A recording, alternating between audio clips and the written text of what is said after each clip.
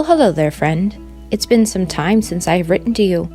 I do apologize for not writing you a September letter, but I can assure you it was a month filled with large white fluffy clouds and golden warm days.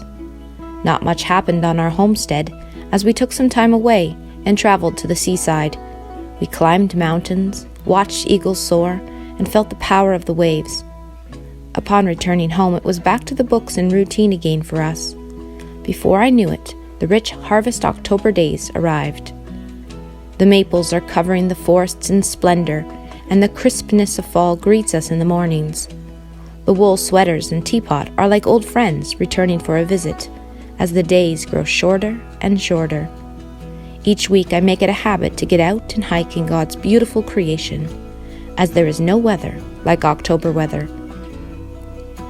Garden cleanup has begun, and I've been topping off the no-dig beds with mulch. Much to my delight, a large project that I have been saving up for the past 3 years has moved from the dusty pages of my garden journal into real life. My potager has been designed and redesigned at least a dozen times, so to see the perimeter of the fence take shape is so exciting to me. I hope to share more of the progress of this place with you in the future as this garden begins to take its shape. Brad, my husband, recently gave me the go-ahead to use his tools. I've been spending my spare hours cutting each picket out individually. It's quite the task, but I'll definitely appreciate the picket fence more in the end. I do so hope that you are enjoying the beautiful days of autumn as well, and that you make some time to get outside and see God's beautiful creation. I leave you with this quote from Elizabeth George Spear.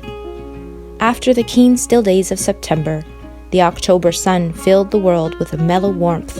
The maple tree in front of the doorstep burned like a gigantic red torch. The oaks along the roadway glowed yellow and bronze. The field stretched like a carpet of jewels, emerald and topaz and garnet. Everywhere she walked, the colors shouted and sang around her. In October, any wonderful, unexpected thing might be possible. Until next time, friend, Megan.